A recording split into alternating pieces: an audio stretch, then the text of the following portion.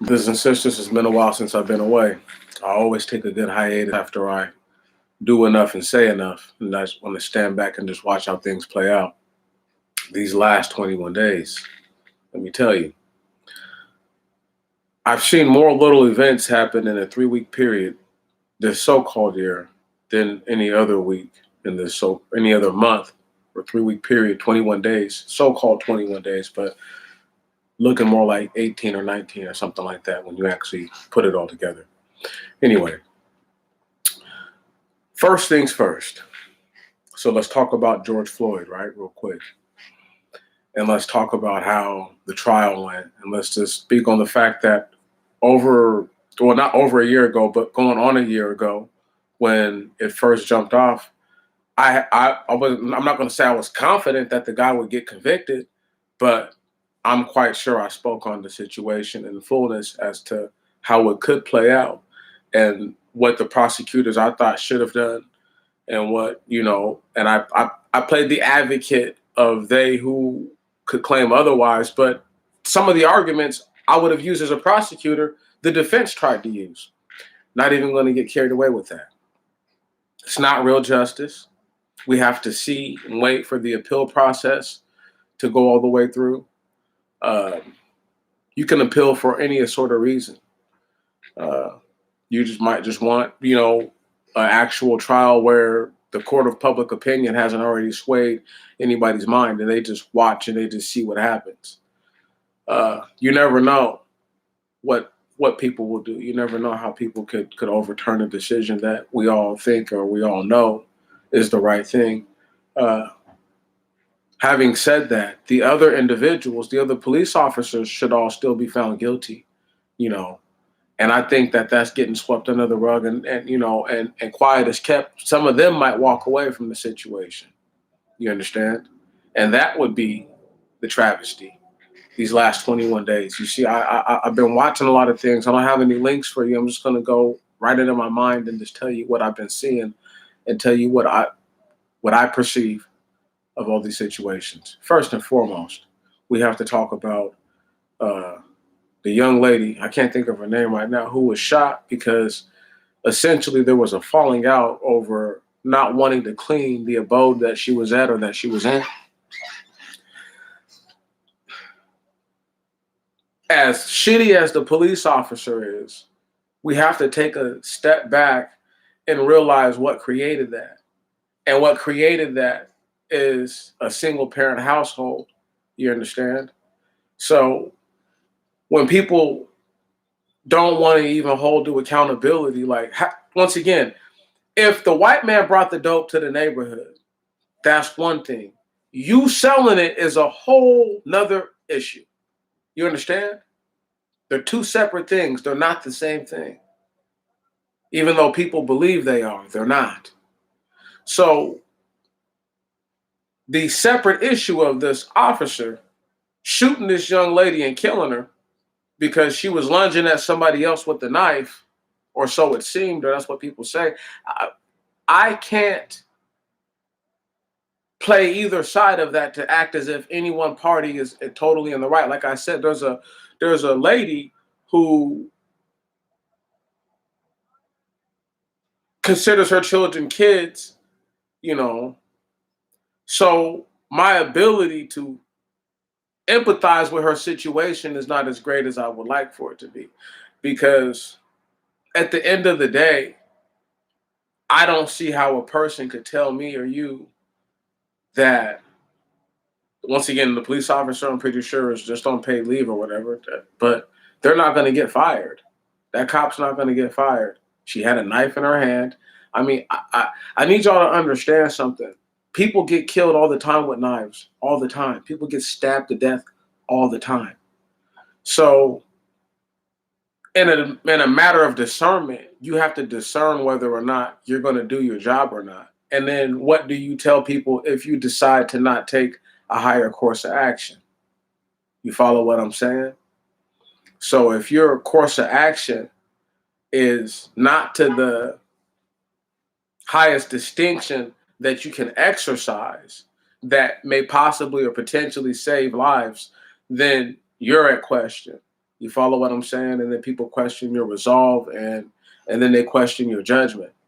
So, and then you're also in the situation where people still question your judgment. Once again, I'm going to contend that the situation is birthed from a single parent household more so than it is just shitty policing altogether.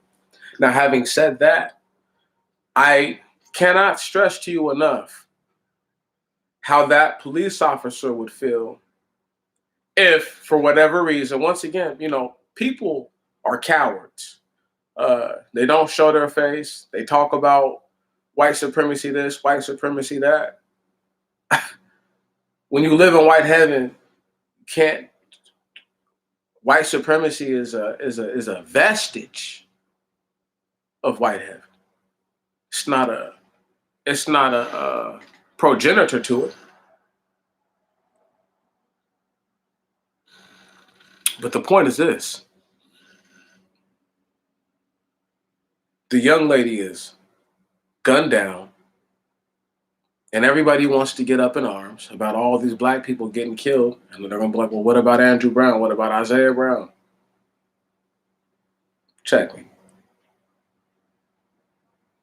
At some point, you have to know when to surrender. You understand? You have to. Because I find it despicable that people would say something bad about Benjamin Crump, but Benjamin Crump didn't tell those people to go out and to do whatever they were doing before whatever happened that led to that situation.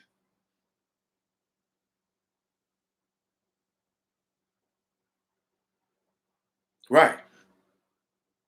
What happened to DeJohn Kizzy is far worse. You understand? Because the man was walking in the street, not bothering nobody. Word? Just simple infraction. And as opposed to speaking to the man, telling them to get out the road, they want to push up on him. This man has a warrant. Okay? For whatever reason, justified or not, they have that warrant. Now, if you don't want to survive behind enemy lines, don't follow the rules.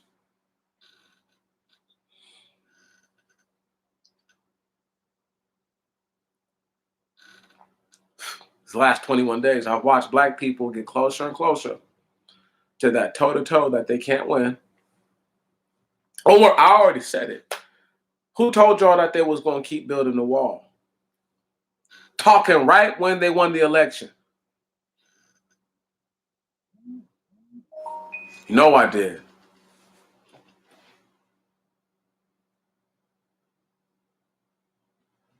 You know I did.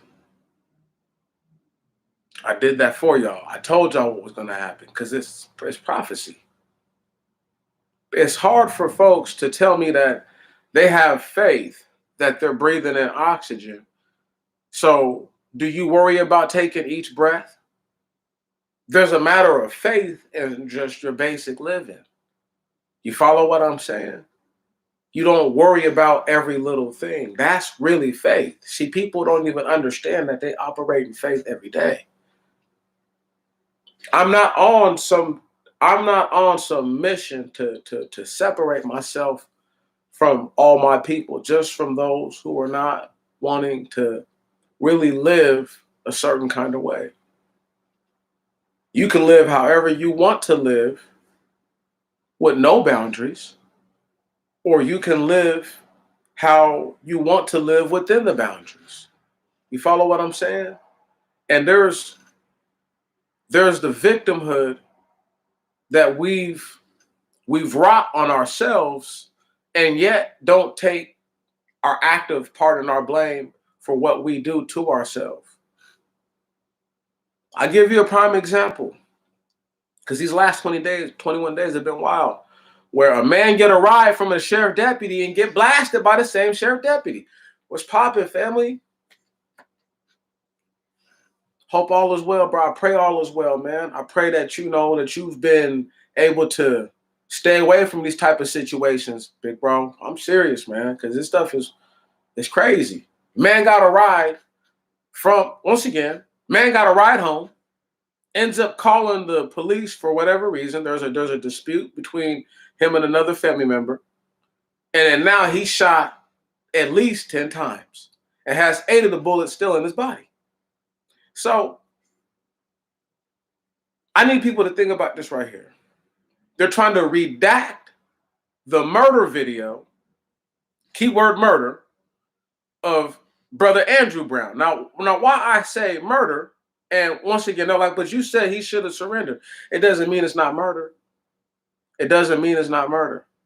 It doesn't mean it's not murder. See, the issue with the police is that that man's not a direct threat unless you make him a direct threat. And because they escalate situations so much, you understand? They push the envelope hoping that things happen. And they push the envelope. And however they made this man feel, I need y'all to understand. There's a way that police approach people every day that are guys who are supposed to be killers and murderers. And they take these guys in without a fight. And then you got somebody who is wanted on a traffic violation, and then you end up banging it out with this person for 3 hours in a standoff. I'm trying to point it out to y'all, like, what is really going on, okay? It's all about body language, and it's all about the perceived attitude of respect or disrespect.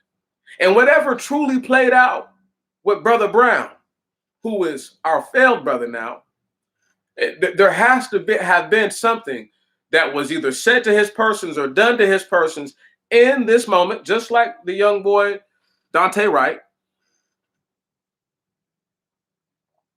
R.I.P. to him. Because when you're gone, you ain't coming back. But may he rest in peace after real justice is found. Because it's blood for, I told y'all, it's blood for blood. But you got to wait. You can't just go out and just do something to somebody. There's going to come a time where this whole system is going to fall down and fall apart. You're watching it happen before your very eyes. I've been your brother to usher it in for you so that way when it happens, it's not a surprise. That's why I've been on it for years. And I've been trying to become more sound as I deliver the message so that way people, when they hear it, they can at least understand that I'm not operating in the vitriol and the hatred that I used to operate in. Pure hate, in a way. Love for my people, but hate for everything else. And the two things don't exactly mesh together. But yeah, I feel bad for the young brothers and the young sisters who have been out here getting gunned down. Because I don't know if they understand that if you act like this is meant to be, so if you get pulled over by the police, act like that's supposed to happen. Okay, I'm supposed to get pulled over right now for whatever reason. I know I don't have license or registration, no insurance, no nothing. All right, I know I was supposed to go to jail, or that's supposed to happen. That's what it is. I know I have a warrant out for this right now. So really, I shouldn't even be driving, and I shouldn't be driving a car that has expired tags. Come on, hear me. Whatever. Air freshener in the window or expired tags, I really don't care. If this thing in the window is against the law and I know I got a warrant, I don't need that in my window. You understand what I'm saying? I need to put myself in a position to survive and to live. But the young boy, he don't get to learn that no more because they stole that from him because they escalate situations. You know what they could have done? They could have said, okay, are you going home, young man? He could have said, yeah. And all they could have done was sent officers to been waiting around the corner where he's probably not going to see him as he pulls up. And then, when he gets to the spot or when they think he's at the spot, just pull up and catch him at the crib. That's how you're supposed to do it. Knock on the door politely. Is so-and-so here? Right. There's a warrant for his arrest. He was operating this vehicle earlier. We don't want to have the vehicle impounded to have it searched for any, potential evidence for this case. So if you know where he's at, this would be, once again, there's ways to press people without you being a stupid motherfucker. Excuse my language. but it's because they're not even taught. They're not taught nothing right. They're not taught the right way how to do their job. So, and I'm telling y'all, there's a level of racism, but there's a level of straight up moron stupidity. And you have full blown, completely extra chromosome, missing chromosome motherfuckers out there operating with pieces of witchcraft on their hip. Right. While they pushing a piece of witchcraft on the road. I want y'all to really understand what I'm talking about. They're not competent enough to really even do the job. But because they look like all the folks who already have been doing the job, they're able to get the job. Think about that for a second. It's much deeper and much more. It's a sinister thing when you think about it. That they would put a person who at any other time they would say was unfit to reproduce.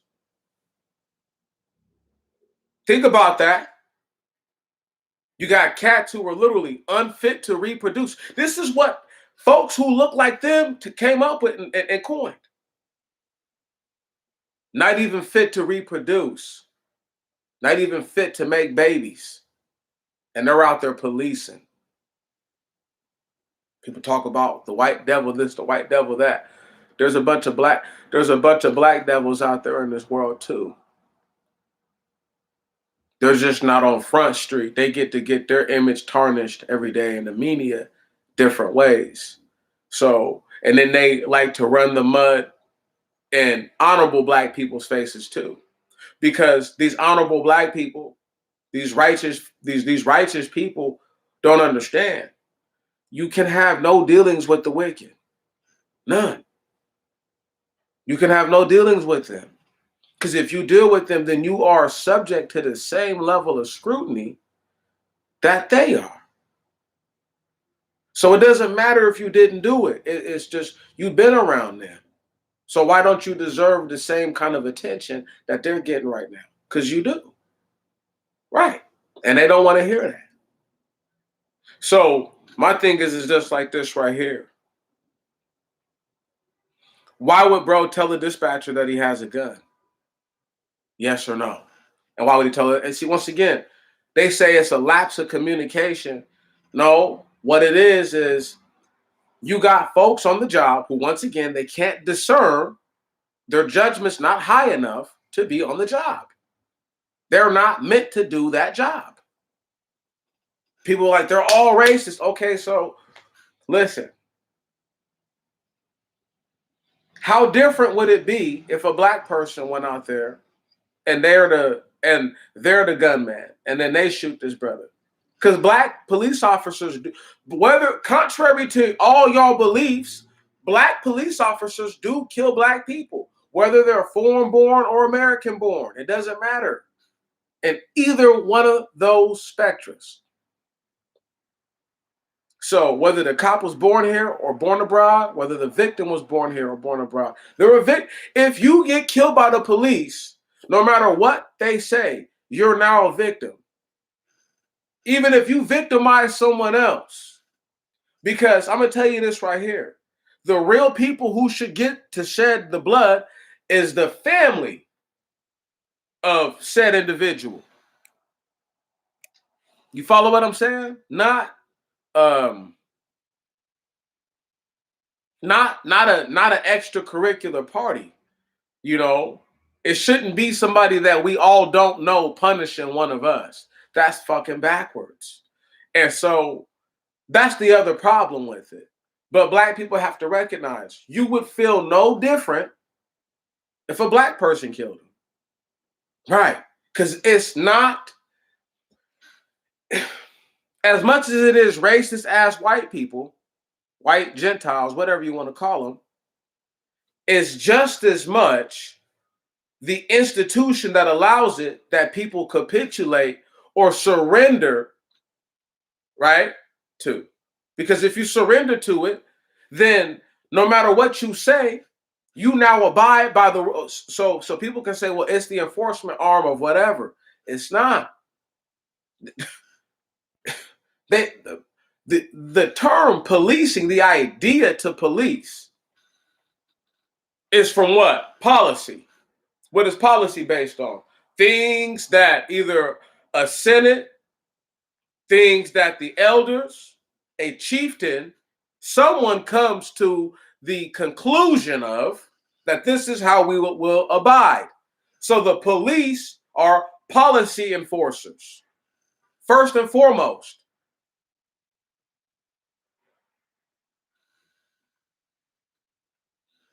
And so when people can't understand that what you call a police officer, they're a policy officer. Okay?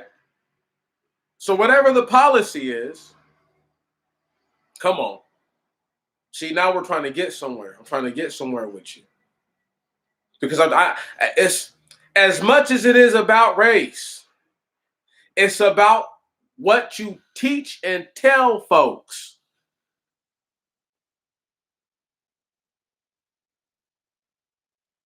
That's a fact. And you got so many folks who are, once again, separate. Look, I grew up around both of my parents. Even if they got divorced, I still know both of my parents. There was a time when they were together in my life. So, and I have happy memories as a child. First and foremost, let's go ahead and break that down before things went to whatever they went to. Many happy memories as a child. So God bless both my parents for that. Having said that, these people come from these broken ass homes where they've never even seen that. They've never seen their parents show any kind of affection towards one another. They've never seen cooperation on any kind of level. They don't know. You got listen, we have 4 generations deep now, going on 5, of young ladies who have broken away from what are known as traditional values to do something that is wicked, which is to run around like a tramp until they're no longer worthy to be a tramp anymore, and then try to trap some man, okay, who's older, established, so that way she can get this guy to take care of her, not even her children. Damn the children, just her, if nothing else. It wasn't uncommon for women to abandon their children, y'all. See, this is one of those things, and it's not uncommon now. This is one of those things where, as opposed to folks saying that, you know what, we've given the benefit of the doubt to the wrong party.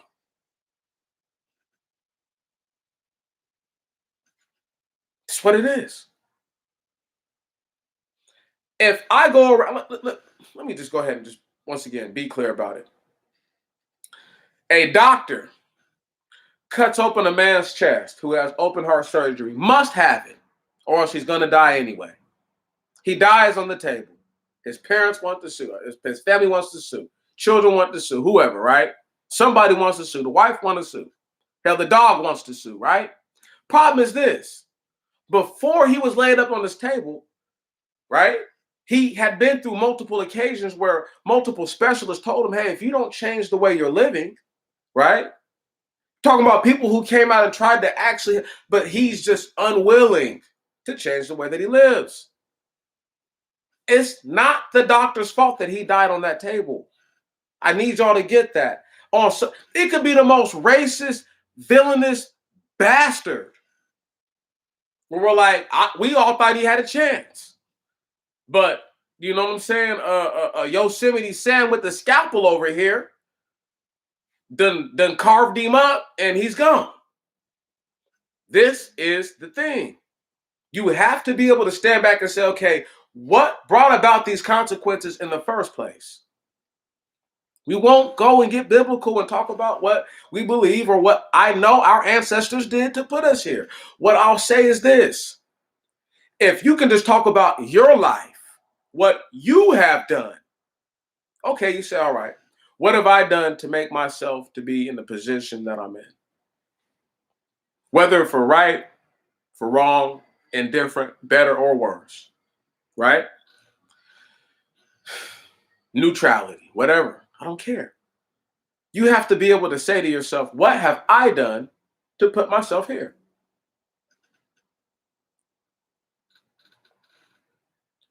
And for the young lady at 16, let me tell y'all something. This really happened in my life.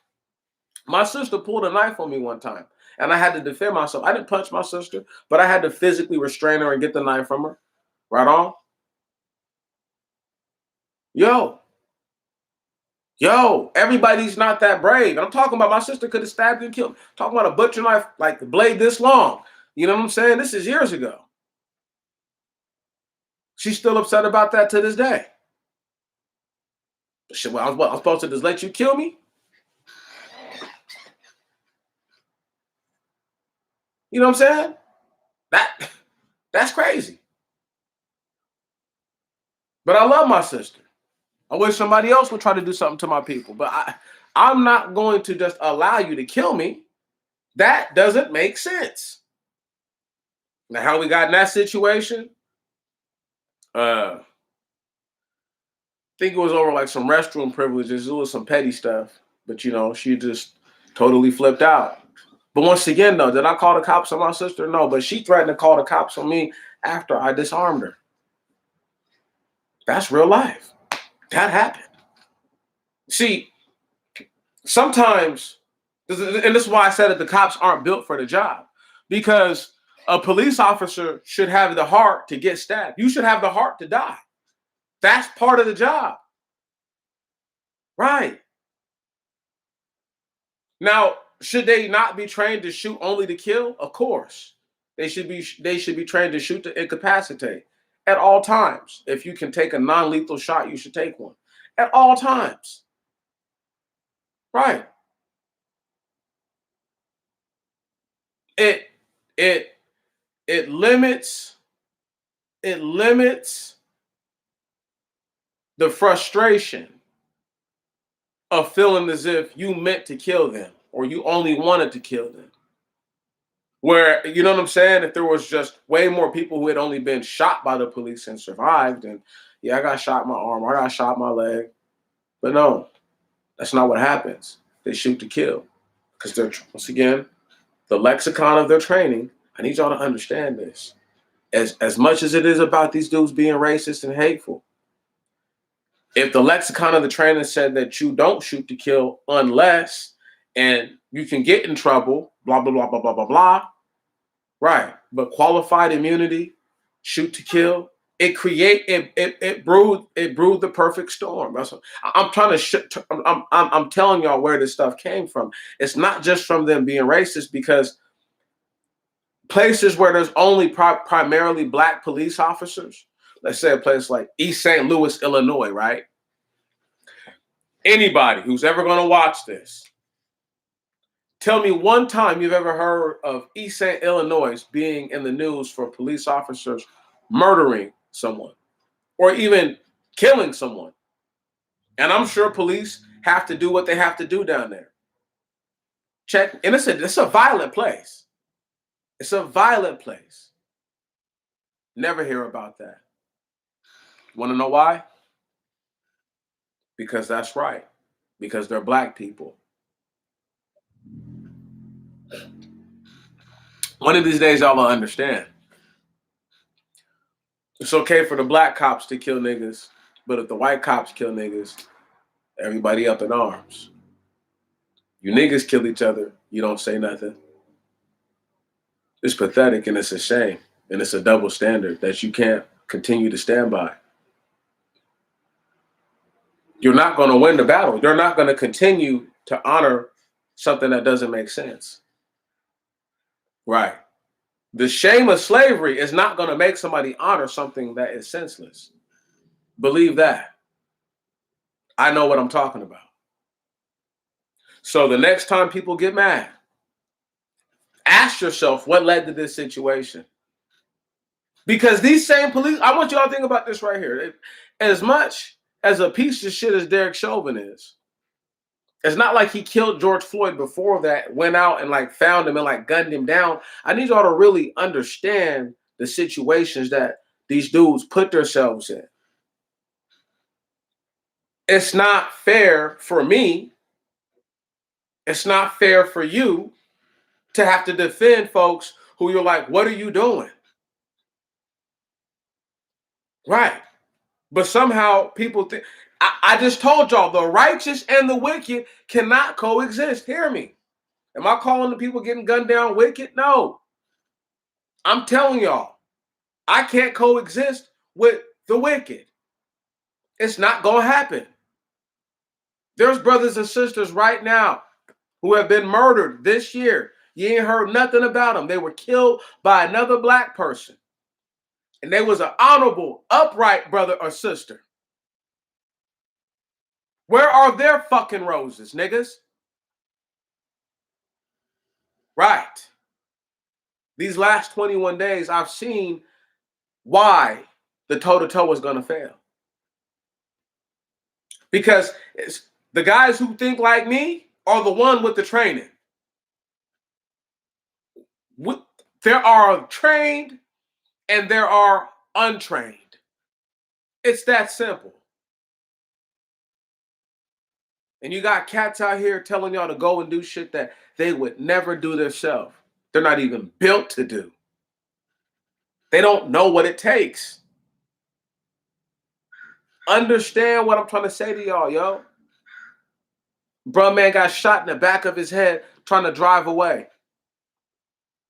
Why would he try to drive away? Why not just stay? If you haven't, listen, were the cops actively chasing him at that point? No. Serving a warrant on him. That made me think of the wicked flee when none pursueth. Because they weren't in pursuit of you, dog. They were already there. So they're not in pursuit of you. You fleed for no reason. Why would you run and do that, bro? So now you got your whole city in a state of emergency. Right. Because you got cats on the internet getting black people on pins and needles. They really believe, stop this right here. They think that with a gun, an athlete is more fit to shoot a gun than a fat hillbilly. They clearly don't know how combat works. Clearly they don't. They don't even know how mortality works and how self-preservation works. Clearly they don't. They could never taste death because they don't want to be that close to it. So for them to speak on things that they have no idea what it takes, I need y'all to understand. Look, I go to court at the end of next month, right? I have to show up. I have to get my whole stuff pushed way back again because I had another lawyer take it upon herself to look, the case that you weren't even on in the first place, you represent me. Now the case you was put on originally, you pull yourself off and then you try to get somebody else put in your place to go to trial. What kind? It's not plug and play. It doesn't work like that. Right. Any other time when I was ready to go to trial before, with the last lawyer before this chick, or two lawyers before, couldn't even do none of that. I need y'all to listen to this. This is how many lawyers I had. Ramona Brandes, Sarah Wenzel, Thomas Nicole Kennedy, Chris Jackson, Whitney Sitchell, and now somebody called Caitlin Aitken. Caitlin Aitken, 6 lawyers deep. Going on 3 years for the fuckery. Averaging 2 lawyers a year. These are free. Obviously, I'm not paying for these fucking chumps. I'm not going to pay for somebody who's going to go in there and kowtow to the fucking judge. Right. Y'all don't really understand how it works. In order to be a lawyer in the state, you have to be a resident of the state. Did you know that? And in some states, you have to have been living there for a certain amount of time to even become a lawyer. Did you know this? What this means, in short, is that these are local products, homegrown, people who know each other in many cases.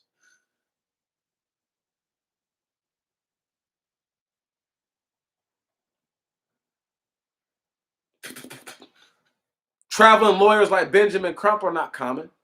He's a certain kind of lawyer whose expertise can span from one location to another locale. But most lawyers practice their practice where they're from. I'm not sure if y'all knew that. That's major. See, these are the kinds of things that I'm talking about, like the things that lead up to what happens. If you're wondering how DAs and how these other guys can throw cases and forfeit justice, how there can be abortions of justice, not a miscarriage, but a full-blown abortion of it, smiting the embryo of justice in the womb. It never even had a chance to manifest. So when people say things, right, they don't even understand. You're dealing with powers that literally they have been dealing with each other their whole lives in many cases. Is that white supremacy? I need y'all to really start to think about this shit that I'm saying. People who went to school with other people who know people that they know. Every once in a while, all these cats get together. That's how it works. That's how it goes. What led to the situation of all these brothers and all these sisters getting killed? Is it their mental health? Is it the fact that black people have an untreated condition, underlying issue that anyone who was a true descendant of slaves from American soil has never had addressed? Could that be the issue? And that because all the other black people just hold it together just a little bit better than they do, it doesn't show as much. Because there's some sort of thing that's true to what I just said. When I say no exaggeration, not even a little bit. And this is why I'm glad to just be able to speak these words, because these last 21 so-called days, like I said, like 18 or 19, really, because I watched the sun come up and go down. I pay attention to all that, so you can't pull one over my head. Anyway, the point is this, the problem is this. Black folks want to have it both ways. You want to be able to victimize your own people. And then you want those who are not victimizing your people to be victimized as well. They're victims of their genocide against us. Nobody ever pay attention to that. If their numbers are dwindling and there's, I need once again, black people can't have it both ways. Can't have it both ways, niggers.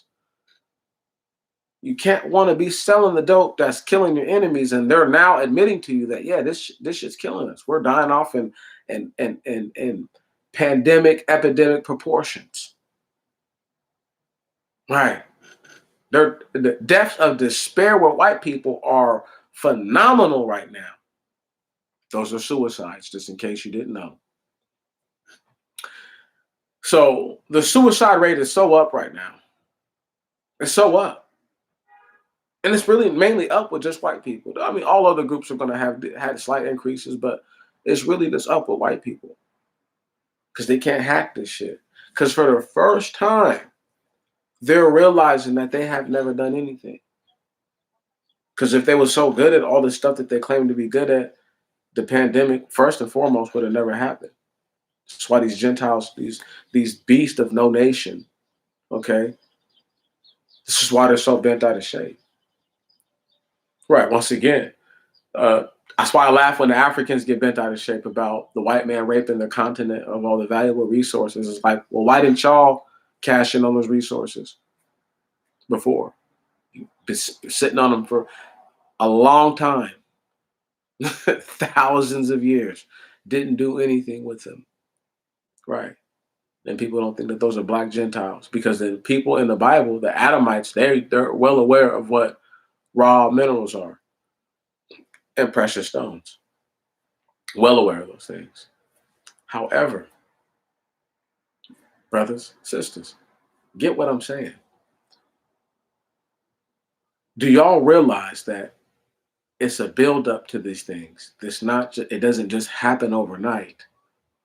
Okay. As so-called racist, look, as racist as these motherfucking Gentiles are, there's a lot more to it than just that. It's not just that, oh, they're evil and they're wicked. Well, that's pretty much the gist of it. But when we break it down, like I said, we start to look at like, okay, what have your people done? Our people, right? My people, the people done that made this situation even a possibility. You understand?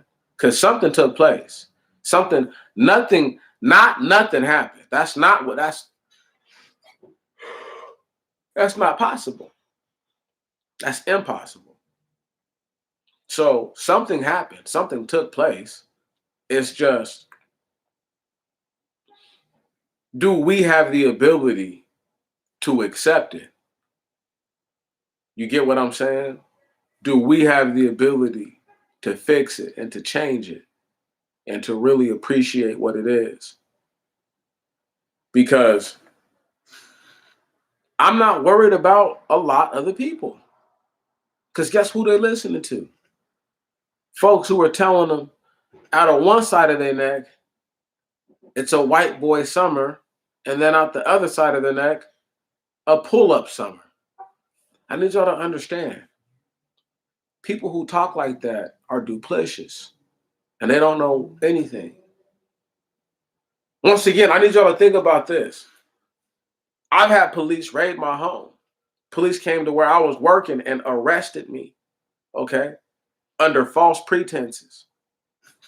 False pretenses, dog, that I can prove are false based on court records and information that the court has. However, listen, and this only happened because I stood up for somebody who's from the continent that before me, and I've always talked to be like, niggas from this part are a certain type of nig. Give swag to everyone else. They still might have some culture left in them, so-called culture, but the swag they didn't have, and we gave them all that. However, that ain't even the issue. The beef is that I went down for doing what is really the right thing. And all these brothers who y'all been seeing get murdered, right? See, now, what if the African does something that gets himself killed that night? We'll never know, because I interjected. The world will never know.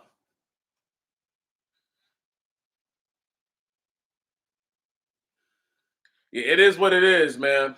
Right on. It's nothing summer for me, okay? It's live another day summer for me. Can you dig that? Okay. That's all I'm trying to do is stay alive and take care of the peoples. That's it. Nothing else matters. But I love the people, man. I really do.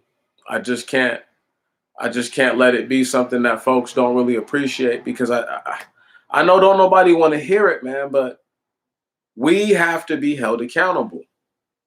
We have to hold ourselves to account. If something negative in the moment happens that does not kill us, we need to be able to say, this was meant to happen. This was meant to happen. So, okay.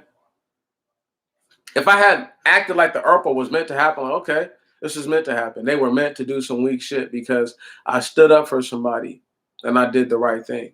I stood up against a police force who has a known history for police brutality against, of all people, black people. Wow. Didn't even leave my station.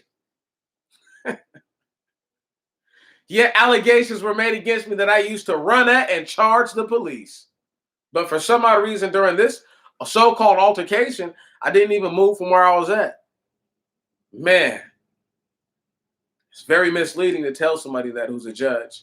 It's even more mind-boggling. You know what I'm saying? Discombobulating, right?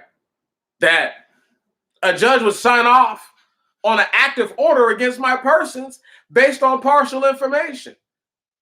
Coming from what? I guess I just said it. An individual who works for a police body that has a known tradition for ostracizing, oh my goodness, certain members of certain ethnic communities, i.e., mainly black people, even though I'm brown.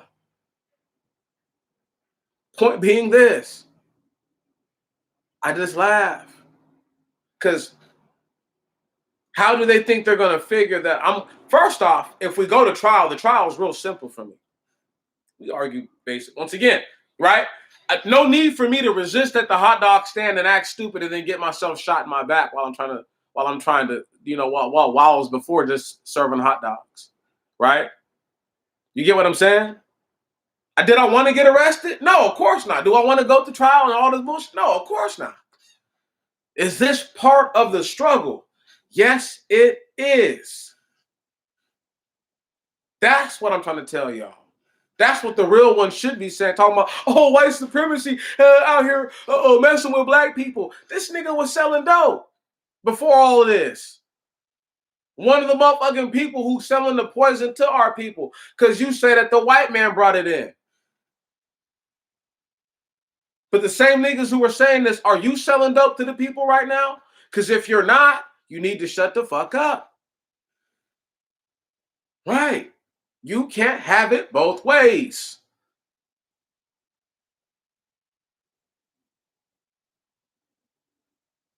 That's what nobody wants to hear.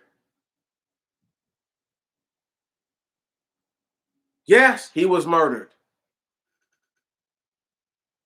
In fact, all of it doesn't even make sense. That he wasn't apprehended immediately. Wasn't even given the chance to do any of that. Right. See, I be wondering when this shit be happening. Where is Super Cop from the 90s and the 80s at? You know what I mean? The one cop who could go into a building full of niggas and Mexicans and whoop everybody's ass. Where's that cop at? White dude, super honky. Y'all know who I'm talking about. Where's Super Cop at? None of these forces seem to have any of those. So the problem is that not only do you have folks who are unfit to breed, making babies, these motherfucking white Gentile things, pushing their seed everywhere, but their seed is wearing a badge. Okay.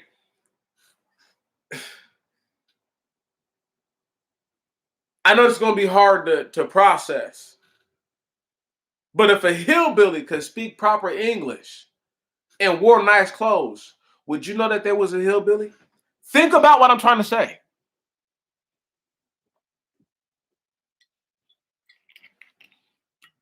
Would you know that they're a hillbilly? If all of a sudden they put on a couple of popular words, what up, fam?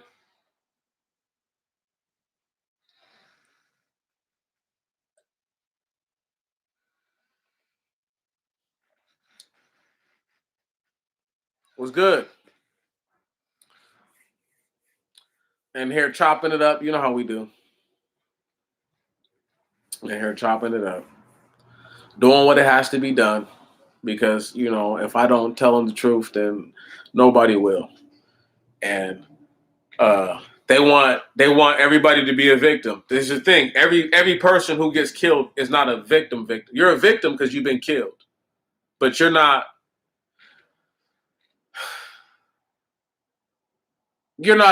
a pure, unadulterated victim in the sense that you have done pretty much nothing to warrant this activity. You know what I mean? That's what I'm saying, fam. That's where I'm at. Is like, okay, so yeah, the police officer, they want to call him a race soldier. Once again, so he's supposed to let the young girl stab the other girl? I mean, once again, if he already didn't have the mind to just jump in and just, but once again, if he hops in there and manhandles her and beats her, what's he supposed to do? Or if he breaks her arm, disarming her, there's so many things that could happen, right? What if he gets killed in the line of duty, trying to do too much?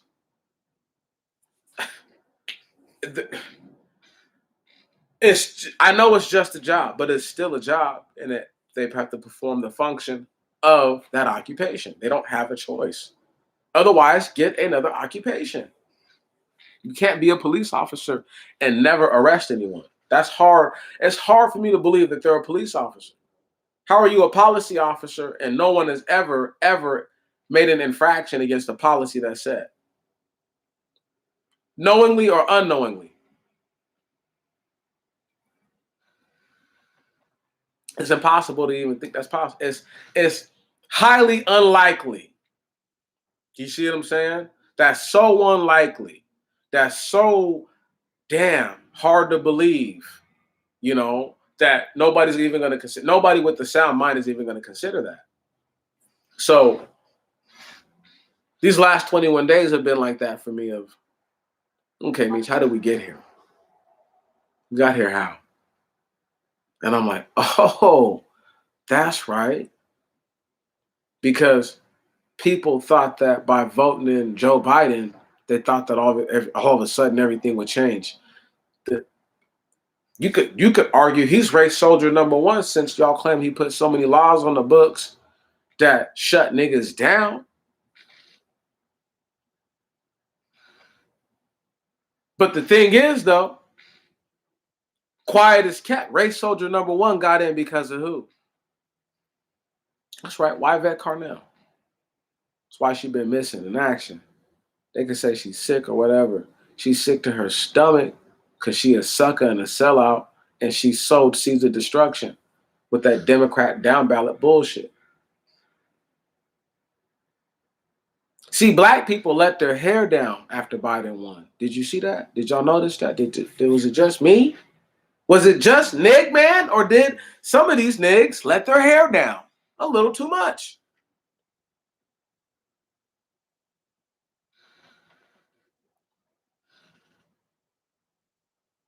Thank you. Some of them let their hair down just a little too much. We all know that. But that's because the guy that they thought was going to champion them into the right direction, he won. Now the question is that if Trump is the president, y'all don't think they still have a vaccine by this time? Y'all don't think that they're trying to reopen stuff up by this time the same way? Only the narratives would be certain the same things, but certain things would be different. That's it. But because Biden got in, folks really thought that they did something. Just because you got a president who you believe has seen the light and has, he wants to correct the error of his ways. Well, he should sign a bill saying that everybody who was locked up under that crime bill in 1995 be released, save for all the people who are convicted murderers. Right. Even violent offenses, we're going to let you go because there could be circumstances where in which the police escalated a situation, forced violence from another person. Okay, so the police feel threatened, right? Think about this. The police feel threatened all the time. Is it not possible that people feel threatened by the police? Think about this.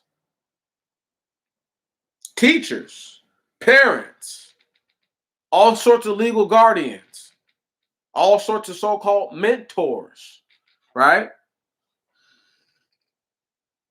People sometimes get threatened by them. People feel threatened by them. So how can you not feel threatened by somebody who's supposed to be an authoritative figure?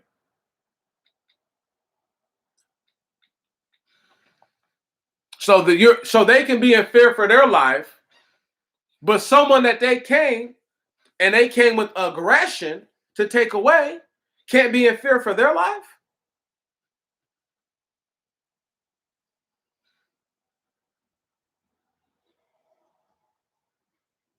No, he didn't lie. He didn't lie, bro. Check my record. I have done a lot for black people. He said, I have. I done locked them up. Okay. I done took all the fathers out the communities. I have ruined black culture and manhood as we see fit today. Things that I've done contributed to the same music and so-called entertainment that some of these black entertainers engage in that is less than savory or tasteful. It is vulgar and despicable, hateful, evil, and wicked. He did that for black people. He's right. He ain't sick. He's in his right mind. He knew exactly what he was saying, bro, and that was not a play on words. He meant that straight on out. Yeah, what I done for y'all, shit. I did y'all a favor. Shit. Right. But I always try to tell people, though, don't forget how, if you didn't grow up in the 90s, it's hard for people to remember the movies from the 90s and the 80s and stuff like that. Like, there's a lot of crazy movies, bruh. You know what I mean? Like, and folks don't understand. Like, when I say some crazy shit, some crazy shit. You know what I mean? Like, where people kill cops and everything and just don't even care in those movies. Like, being a police officer 30 years ago was way more dangerous than it is now, you know, and the police know that. So the fact that you had these people talking about, oh, they always feel in fear of their lives, all the hardcore Pookie and Ray Rays are pretty much locked up. Most of the guys doing the killing are dudes who wear skinny jeans and they shoot niggas in the back of the head. That's most of the killing. Very few brazen foot soldiers are actually walking around. That's a fact. So when Biden says what he says, he meant that. But take no part. He meant every piece of that. Now, having said that, though, don't be offended because he said that. Just laugh at it. Know that that's not the truth. Know that that's not the honest thing. Look, bro, everybody want me to feel bad for all these people or who've been out here getting themselves killed. And I've been saying that since niggas was getting themselves killed. And I said that they got themselves killed. Or somebody else got them killed, one of the two. And people don't want to hear that. They're like, why are y'all so comfortable around white folks? That's the question I have for all you niggas. Why are y'all so fucking comfortable? Why do you feel so comfortable that you can just do any fucking thing? If they're the fucking devil, why do you niggas not act like they're the devil with guns? So that, and you're just trying to get all the way out of this situation and away from them. If that's the case, you can't have it both ways. Oh, they're the devil and I'm going to show my ass. Or I'm going to push the envelope and see, will they do it? Will they do? Right. And some of these niggas out here are suicidal. They want to get killed by the police because they said, shit, I ain't going to never be able to do nothing for my family. But if I get killed, maybe they'll be able to sue and get some money.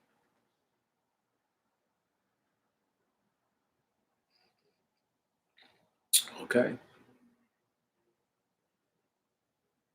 The mental health part going to get looked into and all this shit pretty soon.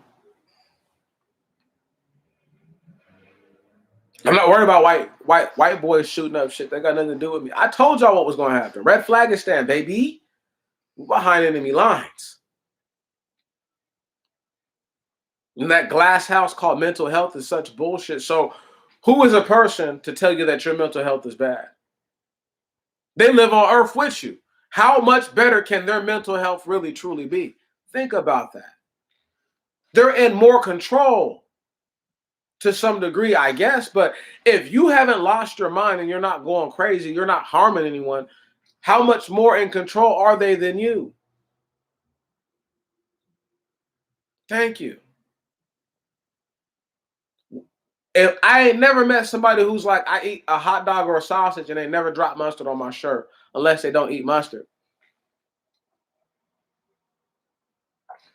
But whatever they eat for condiments on top of that joint, I can guarantee you they didn't drop on their shirt. It's what happens. Smart or not, silly or not, stupid or not. It's a consequence of being on earth. If you see what I'm saying? If you eat hot dogs and sausages and stuff like that. Right. If you eat intestine meat filled cylindrical items on leaven bread, mainly leaven bread. Right. So if you entice yourself with anything like that, then you know what I'm talking about. And that's the same thing I'm trying to say here is that you can't act like your mental health is, oh, well, I'm doing way better mentally than they are. That's impossible. You can be doing better financially and I guess health-wise, but your mindset, whatever your mind is not better than theirs until they snap. But what if you snap and go crazy? Lose your life. As crazy as you thought they were, they're obviously more sane than you because they're still here.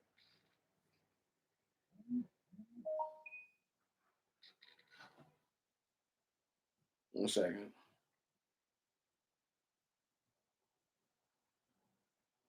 Yeah, life is crazy, y'all. Life is crazy. But you can't act like what you're going through is less. I mean, your mind can't be so much, you can't be so gone in your mind that you're like, oh, yeah, mentally, I'll never break like that. I'll never go through that. That's stupid. That doesn't even make sense. You know, I can't ever believe that kind of mentality, and nor do I believe that you should be under that kind of that mindset and that influence. And belief being just like, do I believe I'm gonna take another breath? Yes. That's belief. That's faith. You understand? So I have faith in what I'm saying that you shouldn't do that. Going through bad things. I'm just getting to this mindset that I just got to recently. And it's unfortunate that I wasn't able to share it before. Act like it's supposed to happen. Act like that. That's the only way to go forward. When you do the push-ups and you do the sit-ups and your body starts to look right, act like that's supposed to happen. When you eat right and you move around and you feel good, act like that's supposed to happen. And when you do everything that you're supposed to and it goes wrong, guess what? Still act like that's supposed to happen. It's okay. It sucks. It pulls down your spirit. It hurts your soul. Makes you want to cry. Sometimes people do cry. Hey, act like it's supposed to happen. Act like you're supposed to be here for at least another 600 days.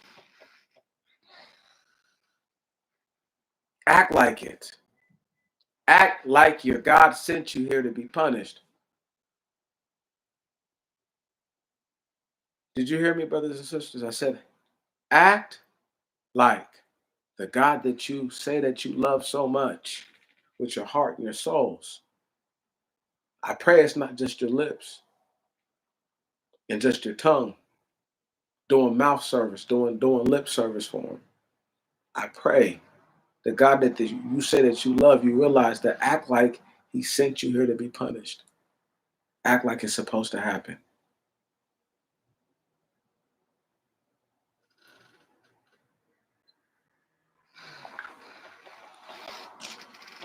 For those of you who are among the people who are being punished because you want to be around them, act like it's supposed to happen to you too. Whether you're white, Asian, some kind of just Negroid character, right on. All love and no disrespect. When I say that, for real, act like it's supposed to happen to you too. You don't get to get out. You don't get to do the right thing in the wrong place and nothing happened to you. That's just what it is. You don't get to choose. Act like it's supposed to be what it is. So when they do you wrong,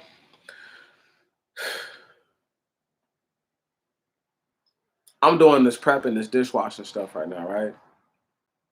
Because, no need to try to get a really good job just to have to go to jail probably or anything like that. And you see what I'm saying? Like, I don't know what these guys are going to try to do. I think I should have to go to trial anyway? No, I think it's pretty obvious what happened. But see what I'm saying? I'm already in the mindset it's just me. Just act like it's supposed to happen. Because, like, if you go to court and they try to say and they try to force this stuff onto you, act like it's supposed to happen. Word. You know, act like it's supposed to happen. That's all I can do. So then that way, guess what? When whatever takes place, they have to act the same way, act like that was supposed to happen. Word. Don't be surprised. Don't be, you know what I mean? You feel me? Act like what you done led to these exact events, these results and consequences. Don't act like anything else. Act like that was supposed to happen. That's a fact.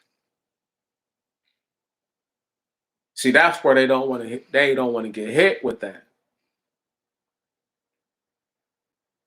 They don't want to be told that. That's too much. Oh no. Hell no.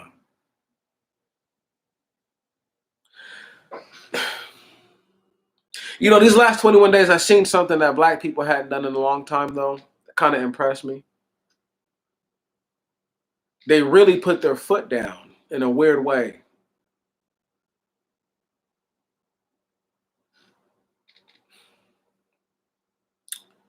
So,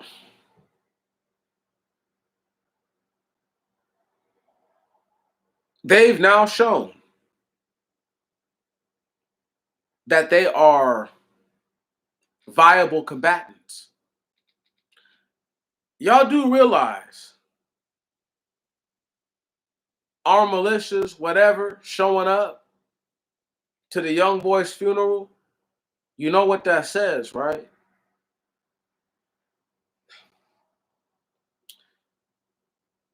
These dudes are gearing up to go toe to toe. Okay. Maybe they waited out another 600 days and maybe the chances are a lot better. But if they think going toe to toe anytime before the great day, they're out of their minds and they're going to lose. And I seen that. But it made me realize, yeah, they put their foot down to show that they think they're ready. Okay.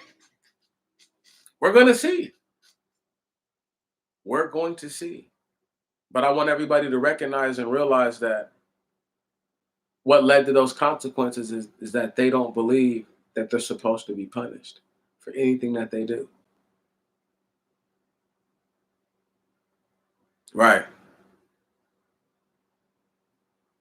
You can't have it both.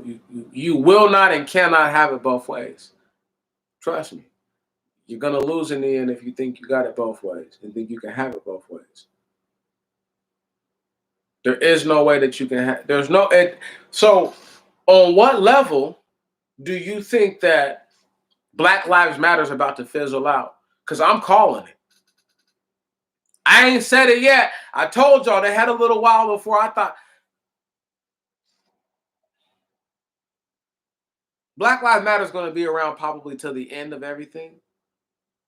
But their power is about to wane real soon.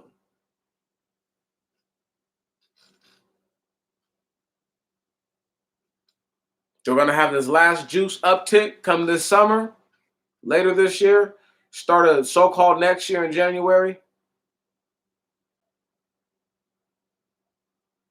Watch. Watch. I said it here first. Who called the death of Me Too? No, literally. Who called the death of Me Too before it even took place? Me. Hell, who said, look, the defense of Derek Chauvin said something about exhaust fumes killing him. Who said that shit almost a year ago? Me. But I wasn't saying that in their defense. I was saying that was cruel and unusual punishment. Brother Hussein Bunel, everything is well. And all is well, family. I hope all is well with you. I want folks to know though, brother, because I'm talking about people trying to think that they can knuckle up with the devil himself. They're outmanned and they're outgunned. They're outnumbered. You know, there are no coalitions because the so-called speakers for them have destroyed any sort of coalitions that they could have. any kind of paper coalitions that they could have used just to exert and get themselves to a higher level. They've destroyed those and burned those bridges. So now they're literally all by themselves, and they don't even recognize that. See what I'm saying? So it's really a situation where I don't know if black people are even going to pay attention to what's happening. I don't know if they're going to see that, yo, you can't win like that, because if you could win like that, you would have already done it. We would have already done that. We would have did that. We would have tried it already, and been either we would know the results. Either none of us would be alive right now, or we would be out of this country. That's a fact, or we would be in charge of everything. So the fact that dudes try to tell black people that that they can go toe to toe with the power structure that has nuclear weapons at their disposal. They have cluster bombs. They have bunker bombs at their disposal.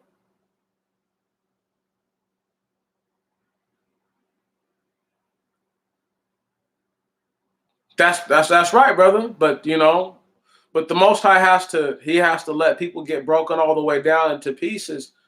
You realize that none of the solutions have been to return and to repent.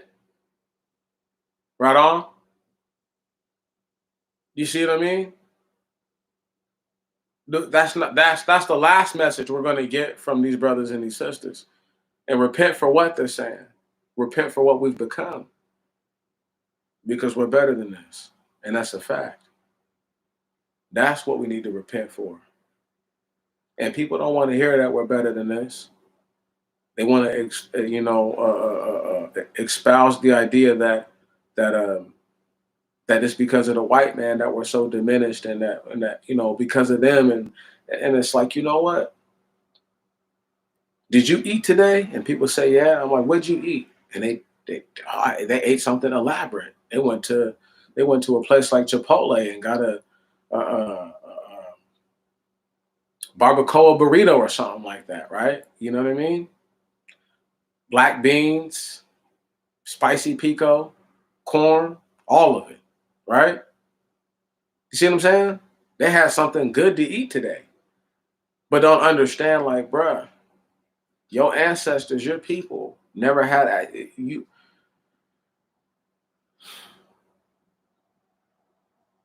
What you give up to eat that burrito is more than your ancestors gave up for you to be able to vote. I know it's hard to believe that.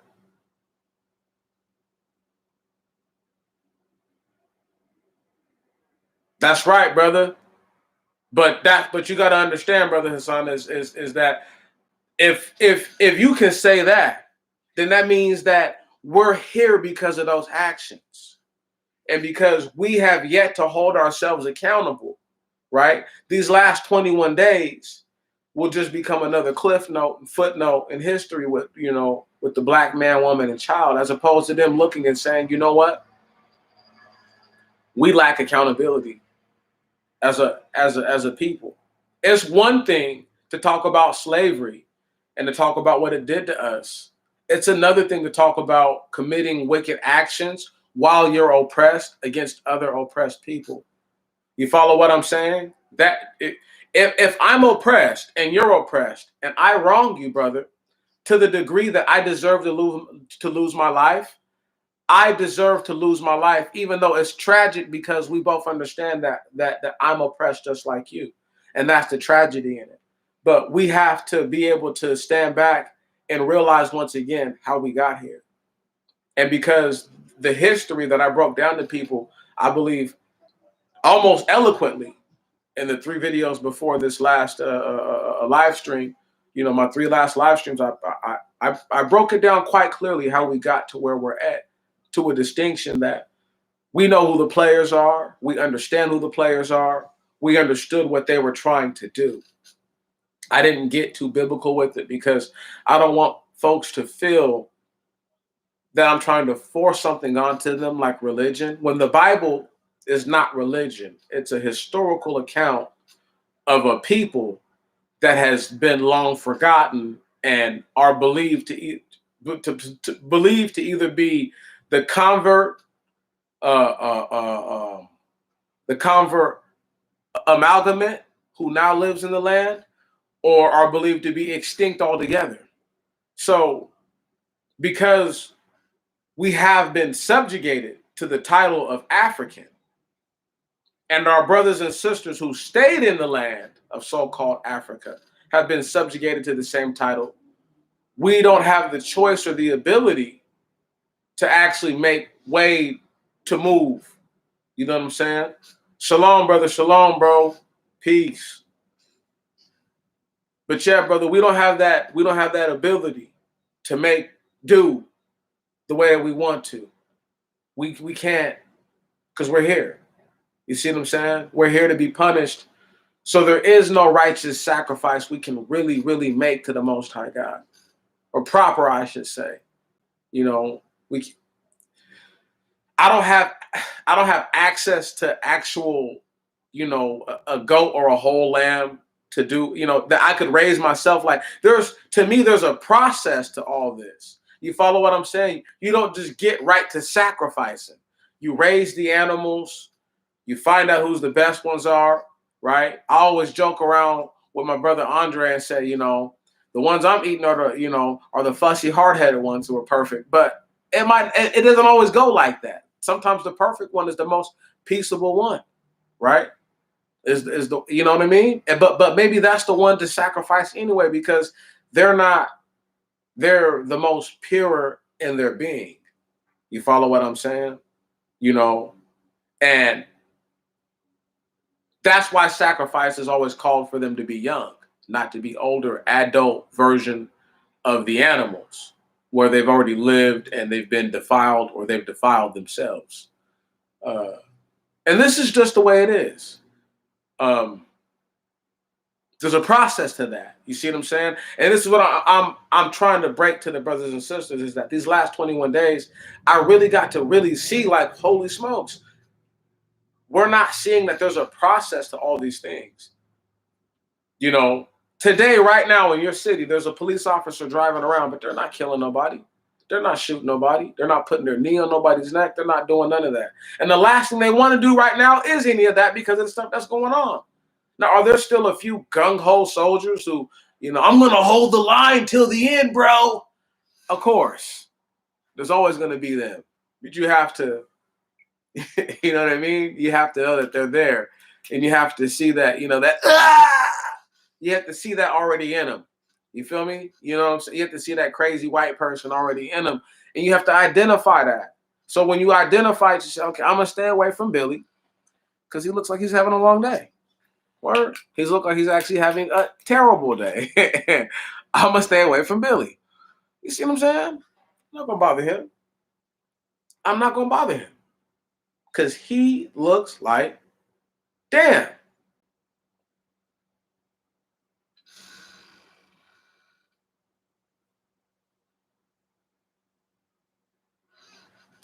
Okay, brother. Let me get to that. Just give me 1 second. Got you. Excellent questions. And I have what I believe are at least placeable answers. So we must be accountable for ourselves. Now, 2 things about Adam blaming who people call Eve, Zoe, Isha. I'm not here to distinguish her name. Some even, no. His first wife was called Adam like him, but we contend that she's Lilith around these parts. Anyhow, brother, my point is this. Adam blamed his wife, but his wife was a clone of himself. So when this gives proof that men are more emotional than women, but don't operate in their emotions. Follow my conclusion to this. And I'm going to get to the second part in a moment. Adam blames his wife for giving him the fruit. But Eve is essentially Adam. She's a clone. She's comes from his rib. The rib holds all of the genetic material in the human genome, all of it. Eve is technically Adam. So when Adam blames the woman, he's really blaming himself. It's deep. I know some people don't get it. Some of us do. I hope you're with me, brother. Stay with me, though. The reason why Adam is more emotional is because Adam blamed the woman outright. But what did the woman do? She consolidated that. Did she try to put it off on an inner desire that she already had, that she inherited from Adam? No. She said, no, the serpent deceived me. Right on? And I ate. But Adam was right there the whole time. He was physically present and available while the whole interaction took place.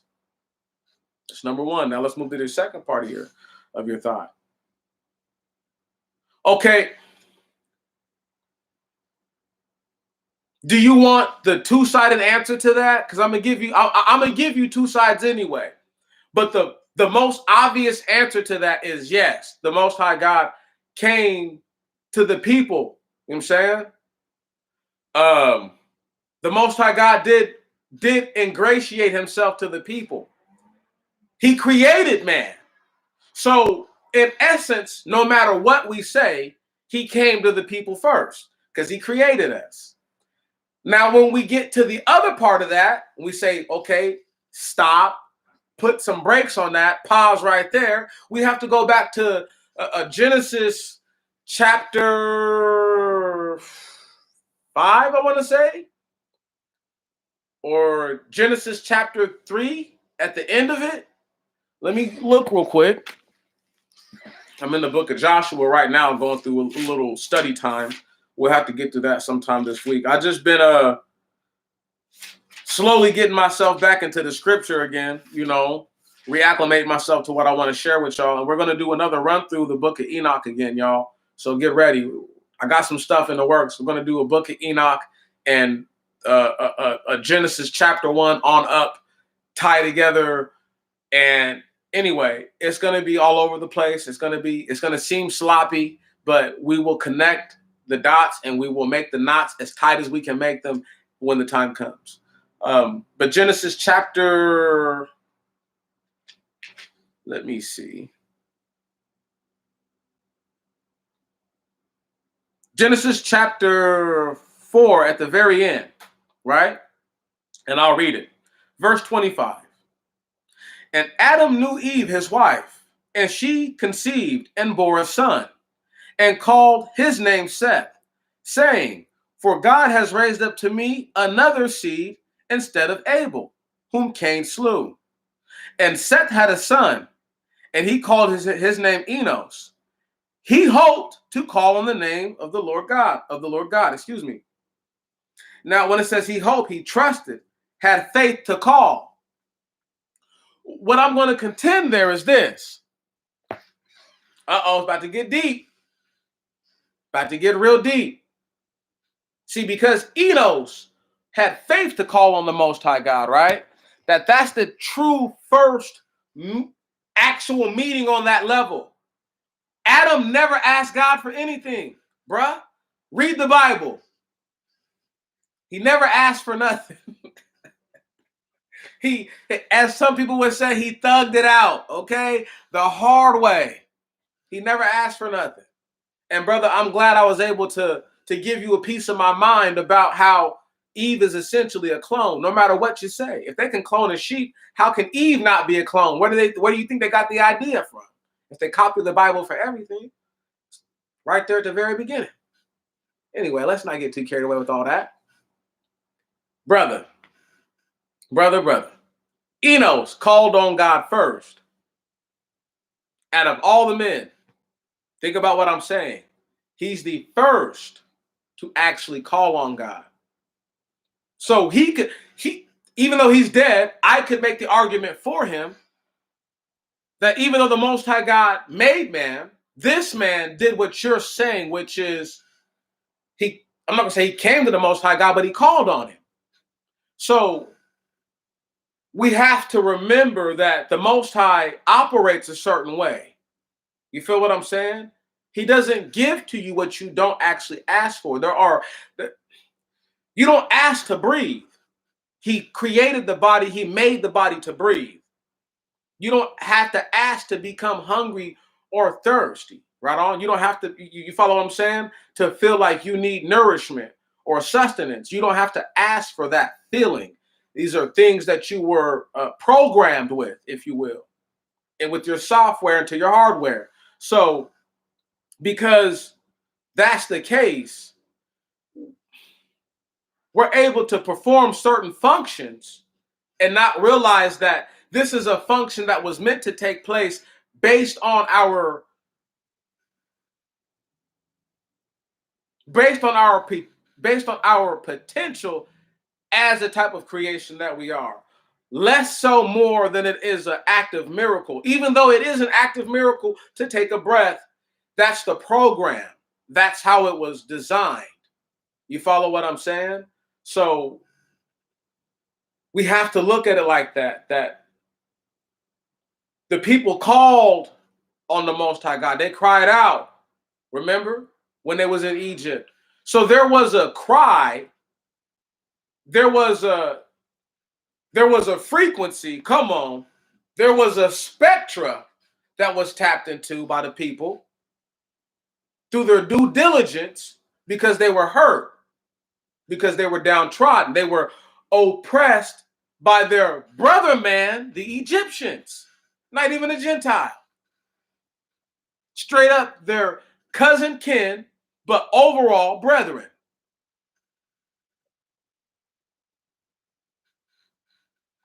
That's right. Let's not play that game, brothers and sisters. So when we look at these last 21 days, let's tie it together like this. How many of these people do you think that were killed actively were calling on the Most High God? Actively. Now ask yourself this. How many of them who you think were killed were actively calling on ancestors or some kind of African god or some kind of islander god, right on? You know what I mean? A Negroid god that they is not the Most High God. See, when we start to really break it down and get into the nitty gritty of it, it gets deep. And I'm not going to pray or lose any energy for a person who didn't even worship or believe in my God. I'm not. And you have the right to choose to do that. They can't force it on you. They cannot force on you to pray for the wicked or to part your energy for the wicked. They can't force that on you. And that's not righteous.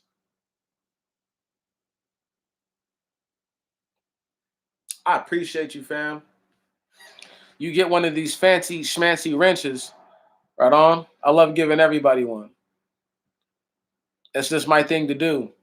I feel that when you empower people, right on, we don't have YouTube trolls nearly as much. They used to come around all the time. I couldn't even tell you why, bro. This is why this is a normal crowd of people, 5, 6, 7, 8 people. When it starts getting like 12, 13, and anywhere close to 20, I kind of get like, I think YouTube is doing something funny. You know, I just have a small channel. So I don't expect a lot of people to be listening. I don't expect a lot of people to take the time out to want to listen. Uh, on top of that, folks have selective hearing. And I talk fast. So between the selective hearing and me talking fast, you know, lost in translation takes place a lot. But man, I really do appreciate y'all. I'm not gonna take up too much more of your time. I just need about 5 or 10 more minutes because I just want to stress this. I do want to stress this, that we have to act as if this is what it's supposed to be. We don't have to accept wickedness. We don't have to accept evil. That's not what I said, but act like the evil that took place was supposed to happen. Act like the wickedness that took place was supposed to happen. We can't plan for everything, but we can be ready for anything. Come on. You cannot plan for everything because you'd have to have the resources to plan for everything. So if you have all the resources to plan for everything, you're probably rich. All of us are not rich. If somebody listening right now is rich, you know what I'm saying, and has that ability to plan for everything. I'm talking about everything, you know. But you can be ready for anything though, because anything can happen, right? When I say anything, that means that whatever everything is, it could take place. You might not be ready for it, but it doesn't mean that you can't be ready for it. You might not have the resources for it, but it doesn't mean that you won't rise to the occasion. That's what I'm trying to say. You know, we need to start saying that brothers and sisters who get pulled over by the police and live through the encounter, those are heroes.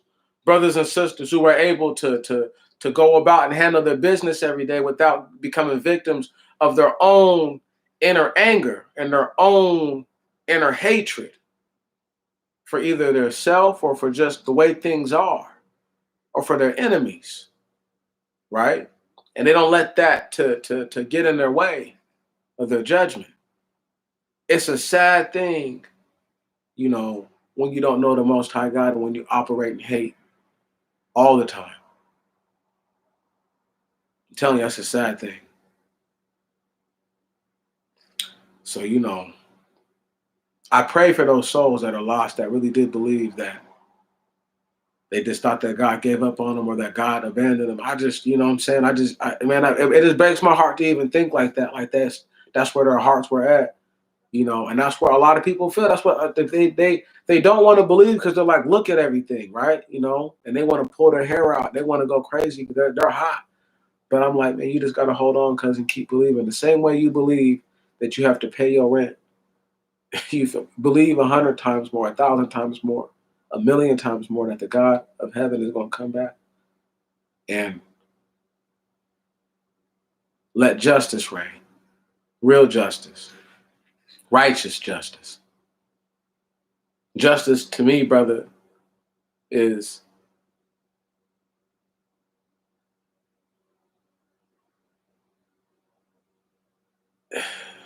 justice to me is doing that which is right, even when it makes you uncomfortable. So nobody wants to spank their children, technically. But if they do something that's wrong, you should chasten them. Right on? Because it says a father that spares the rod hates his son. Right on? Right. Because you're pretty much not showing him that there's consequences if you do things in life. So this person's supposed to grow up believing that they can do whatever they want, huh? Because you've never punished them, huh? Does it make sense? I mean, does that make sense to any of us? Does that even sound right to any of us? No. It sounds ridiculous. It sounds completely absurd. But we want people who, some of them were never even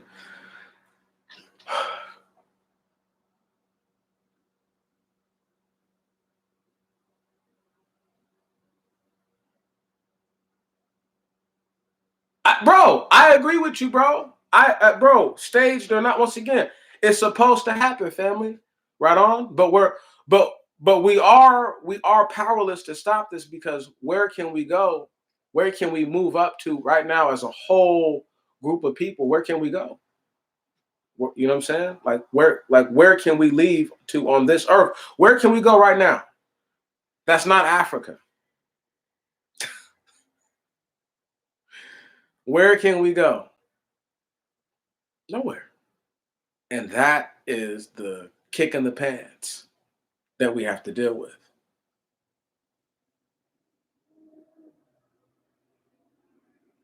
Oh, bro, I'm with you, bro. I'm with you, fam. I'm with you.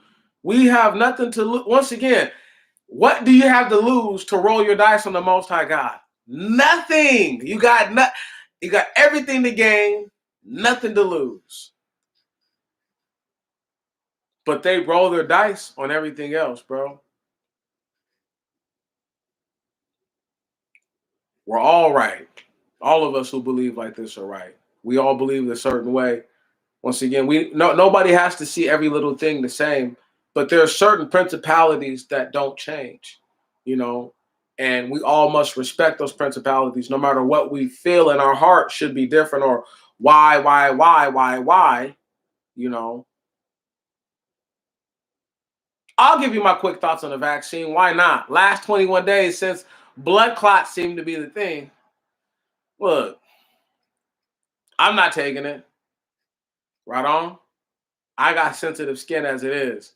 I'm not taking it. Yeah. Yeah. I'm not taking that. That's what they better do for the vaccine. They better humble themselves and pray. Okay. Don't worry about the vaccine. Get on your knees. Put down your little knee rest, your pillow on the ground. You know what I'm saying?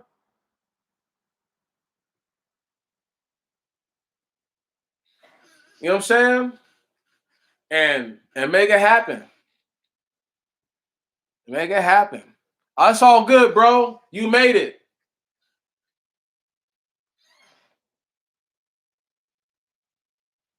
1 second. You will have one of these wrenches so that way you ain't gotta worry about getting your comments posted. I don't like going through all that. Right on. It's way easier to unwrench somebody who's a loose cannon than it is to let people have to have whatever they want to put up there. They talk about we live in a free country, we have freedom of speech. You should be able to say what the fuck you want to say when you want to say it. You know what I'm saying? Obviously, there's consequences for all of us, but still, you know, that's how we do it. We don't play that game, bro. Man, this has been a funny day. I'm trying to tell y'all, it's a blessed day because we don't see this. Like Brother Hassan is saying, man, if you don't humble yourself, right?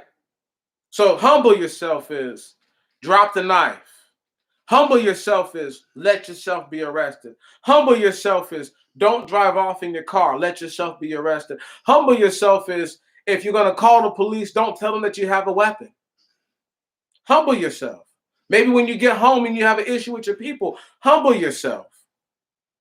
Can you dig it? Right. Bring yourself to the level of if I'm supposed to be here because God wants me to be punished, what can I do to show him that I understand I'm here to be punished? Even though I'm a sinner right now to this day. What can I do, Father God, to show you that I know I'm here because I'm not a good person? My people weren't good people. They were wicked. They were evil by and large, and that's why we're here. And the good wouldn't kill the wicked back then. They were too meek, too soft-hearted, weak-willed. They were meek for sure. They didn't have the heart to kill their own people. They didn't have the heart to do it. And that's why we're here.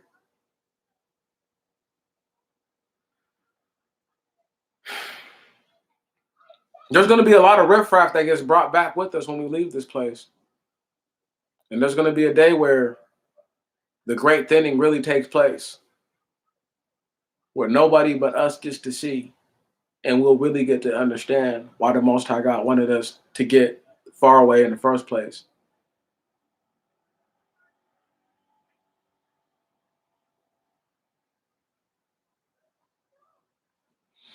Bro, these vaccines, man, you don't know. You just don't know, bro. It could be that plan and 100 other little plans with it. It's just, there's too much sinister attached to that. There's too much evil wickedness attached to that, you know?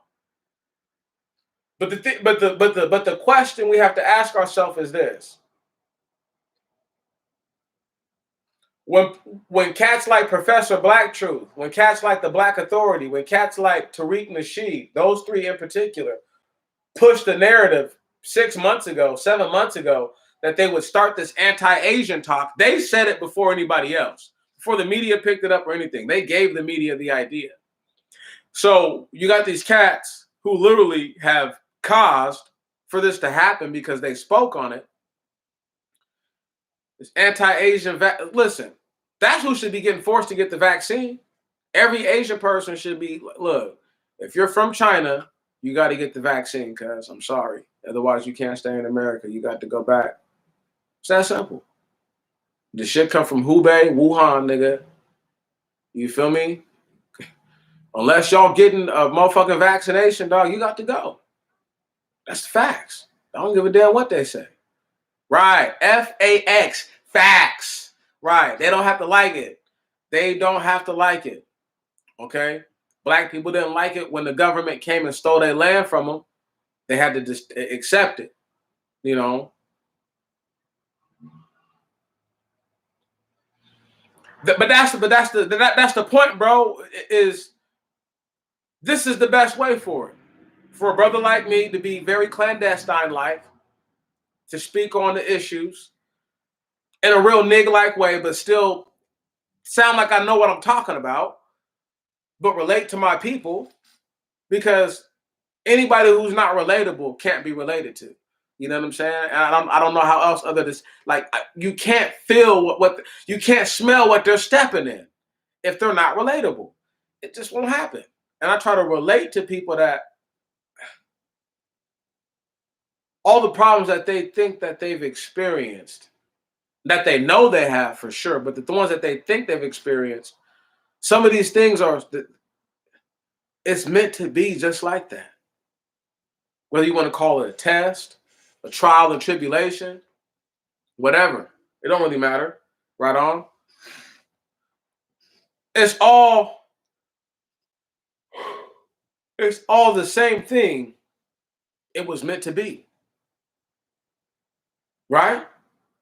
Let me give you one. Man lays down with a woman, right? Has a grand old time.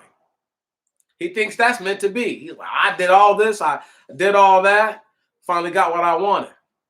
She gets pregnant.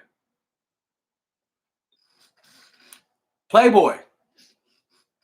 You did all that poking and sticking. Yeah. That's meant to be, player. She was meant to get pregnant.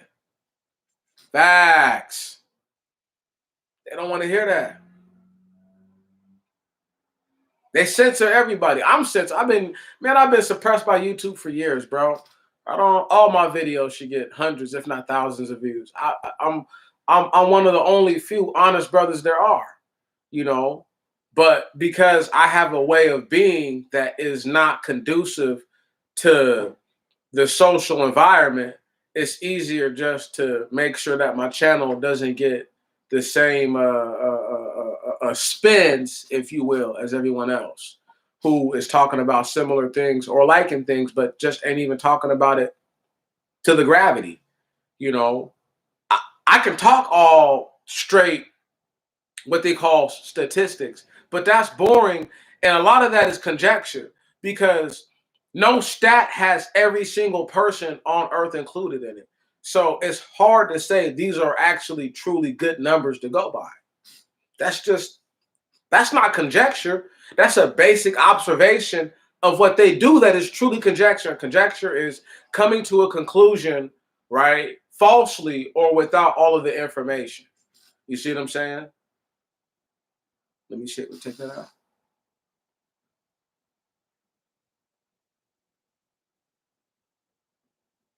But okay, but brother, but that's the point though. So this is how you have to show them. You're so quick to call white people racist, but you believe everything they tell you. I mean, that alone should show them like there's something wrong up there with them. If they can't understand there's something wrong up there with them, you need to be less around people like that because they'll justify doing something to you that's unrighteous in the name of whatever. This once again, there ain't no conjecture to that. That's the truth. So unless you only work with those kind of fools, don't I wouldn't even speak to them that much if I just work with them. But if you live around people like that and they're in your family, like I have people like that in my family, and I know some people like that who I don't deal with all the time, hey man, you gotta just limit yourself with them because they'll make you want to hurt them, or you'll make them want to hurt you. That's just what it is. That's all there is to it because you can show them, like I just said, Eve is a clone. They'll argue up and down, but they believe that a white person can clone right now, even though they say they believe in God, but God can't clone nobody.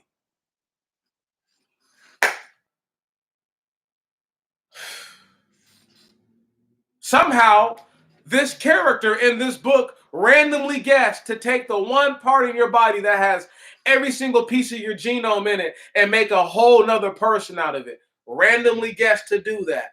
Sure. It's the most ridiculous thing. You know it is, and I know it is. It's the most ridiculous thing. Do I want to break down the different things that was done with the rib genome, like how whatever alleles and genetic structure that builds skin all separately came out of the rib, whatever it needed to replicate itself. It's almost like it's not magic, but it pretty much almost is. I mean, it's hard to explain without calling it magic, but it's just the highest level of science, and the Most High God practices that. He practices the highest, what people call science. He practices the highest version and form of it. There is no greater scientist than the Most High God. No one is on his level, not even close. So that's how we have to think about it. We can't put on the level of the Creator someone that we say is not God. Like every day we say, oh, well, they're not God. Okay, so then why are they even anywhere close to his level? Not saying that you or I do that. There's other folks that do that we deal with. And we have to be able to say to them, hey, look, when did they ever do? I'll give you a prime example. Show us a person that's invented something that has never heard of modern society. Right on? And we're not talking about a shovel or a hammer. We're talking about like an actual witchcraft-like invention, or something that takes a smelter to melt down iron ore and all these other type of ores together to get the crafted instrument that you would desire. Where are they at? Where are they at? They don't exist. They're not real, because that's impossible. So the whole idea that there's a learning curve and that all people eventually would learn the same things, it's just untrue. The whole world would be circumcised. The whole world wouldn't eat pork or seafood. Right on? It's crazy. That's the most ridiculous notion that we're forced to accept, or forced to not say anything about. So I guess we just capitulate that what they say is whatever, but we know in our hearts and we know in our minds that's not true. And that's why brothers and sisters have to be stronger and better about not letting these fools just say any old thing to us, because you deserve better than that. You know what I'm saying? I deserve better than that. I don't deserve to be told a lie just because they can't stand me,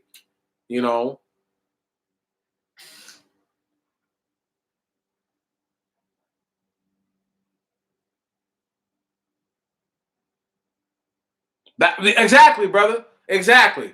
But that's the thing, though. But you can't be frustrated at them because it's a trick picture. You follow me? You can be mad that they don't see it's a trick, but the picture is meant to do just that, fool you. So how can you be mad that the design purpose is fulfilled?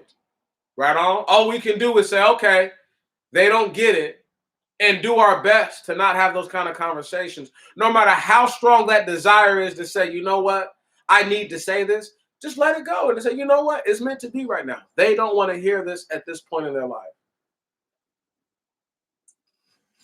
My dad got upset because I threw out this picture that he had a white Jesus, right? I was like, I'm throwing this out. Like 2 or 3 months later, he brought that. He's like, you threw out that picture of Jesus. I was like, no, that was some white guy who's an imitator. Right on? You know what I mean? Like, you have to, you feel me? You know what I mean? Like, you have to be able to accept that and say, okay, he don't believe what I believe. But he was taught differently. My father's almost 60, so it's different. His mind sees things differently. He was raised differently.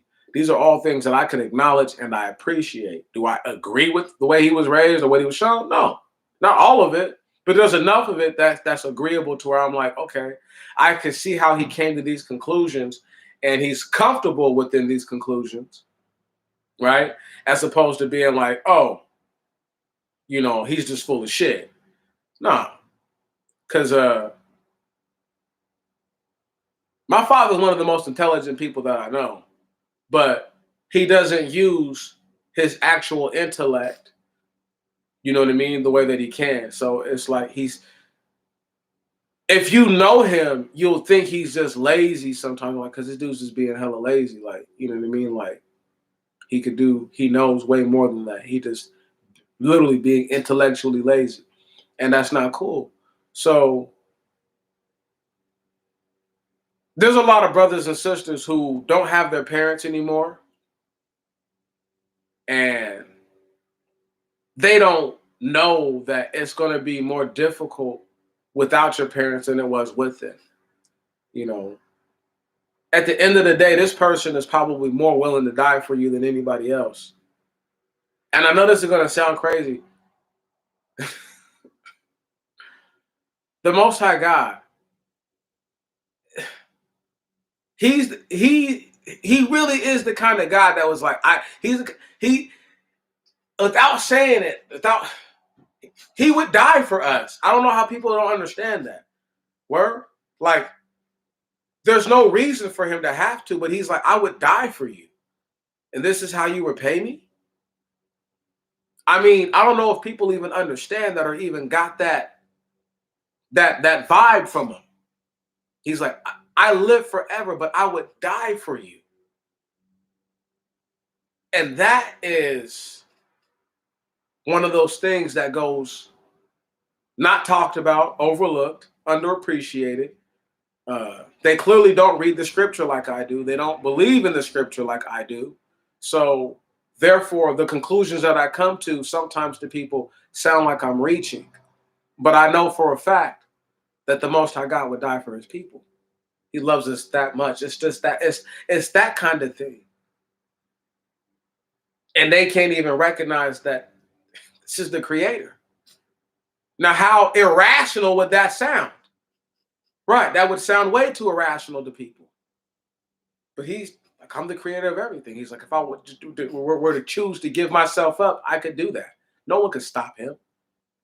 But why would he do that for those who are unrighteous and unholy and therefore unworthy of any sort of sacrifice on that level? So yeah, your God loved you so much, he would die for you. So what did he do? People don't even believe that the Messiah is real. The same character that walked around with Abraham. I'm saying? Right on? Give me a second, family.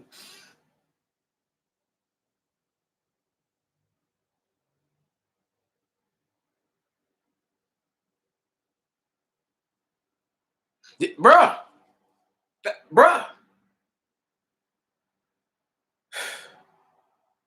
That pleading. But that's the thing though, bro, is why does he have to tell us I would lay it all on the line for you? He's the creator of everything. Why does he have to lay it all on the line for? He's the creator. It should be the other way around. Every time.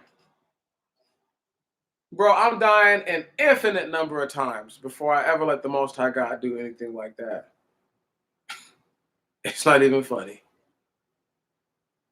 It just makes me so sad to think that people, they don't love nothing more than themselves. They don't love nothing more than them. I love me some me. Even the Most High God loved him some him. But is there no thing, I mean, no, not one thing that is worth giving it all up for? There's nothing.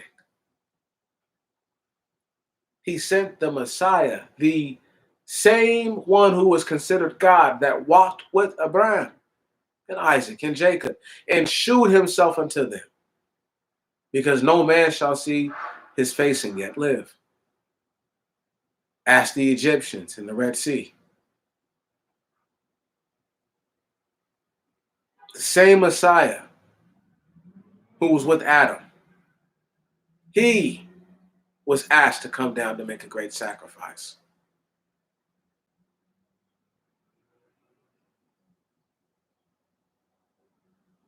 He who showed you the way.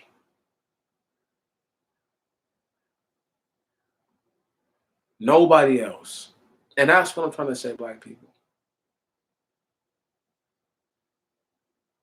There's no need to get all carried away and pound you across the head with the scriptures.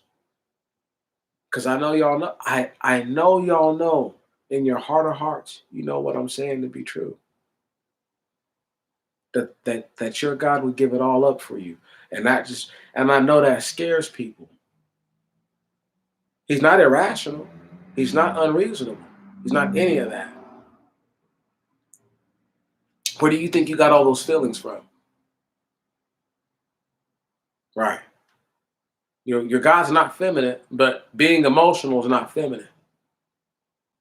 Anger is an emotion. There's people who get emotional who only seem to get angry.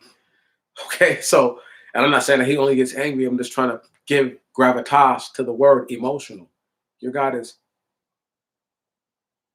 the most emotional character you will ever think of in your whole life. The most touchy, at the same time, most insensitive. Right on? Like, it just depends on what you're doing. If there's righteousness to what you're doing, he will abide by righteousness. If you are unrighteous, he is not going to abide by that. Once again, righteous cannot abide with wickedness. That's why he had to banish Adam from the garden, because of disobedience. Disobedience is a form of wickedness. You know, we can't be disobedient and then not think that we're being wicked. That's why parents spank their children, because they're being disobedient, because what they did was wrong. Because the child might not realize you could get yourself hurt, you could cause trouble for somebody else, right? And it's just the idea that you didn't do what I asked you to do. If the parent truly loves the child, they're never going to ask their child to do something that's going to hurt the child. So for the child to not respect the fact that they love them so much that I would never put you in a position to harm you, come on, man. See what I'm saying? And that's why we have to get back to that level. You know, we can't let ourselves be the ones who are dictated to, you know, on some wildness.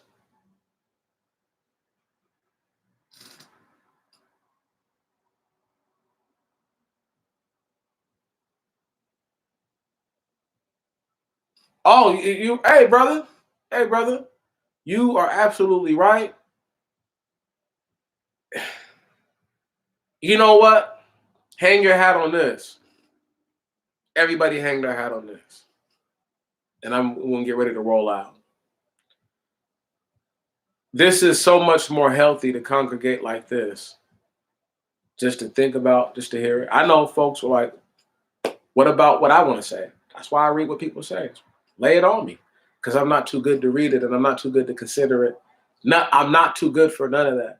The only thing I'm above is corruption. That's it. I'm not above anything but corruption. That's it. Nothing else. Can you dig it? That's it. I'm not above anything but corruption. So if it's not corrupt, it's just fine. If it's corrupt, I don't want that. Can y'all dig that? Can you rock with your brother on that one? Man, I love y'all so much. It has been just a great day. It has been a beautiful day to talk to the black people who deserve the attention the most. You know, to talk to the people who deserve to hear it the most, because they do the most. And they are by far, unquestionably, the best. You are the best. There is no people on this earth that are better than you. You have done more for this earth than anyone else has, and no one will ever do more for the earth than you have, save for your God. All that you have done is the reason why we're able to even have this conversation. My brothers from the Far East to the land that I'm in now, all four corners of the earth, have we done all the requisite work that makes this entire amalgamation possible. May our God come and rescue us. May he rescue you from the hands of oppression and the jaws of iniquity. May he take us from the traps and the snares of all the things that they have set before us, because you know and I know that though we deserve no mercy from the Most High God, we beg for it. And that is all we deserve is to beg. That's the only thing I can say that we do deserve, is the ability to at least say that I'm sorry in the end. So that way, if we don't get anything else out of our lips, if we don't get to say anything else before we go, we get to speak and say to the Father on high that I understand the gift that you gave me and that I squandered it. And I am very apologetic for that. I'm so sorry.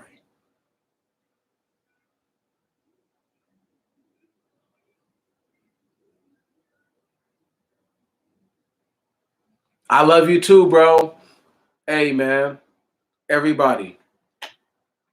This brother has said what is the true. The Most High God's way is the only way. There is no other way. All other ways lead to imminent death. We leave on this note. In the last 21 days, I learned this one thing, y'all. Let the dead bury the dead. I salute y'all, and we're out.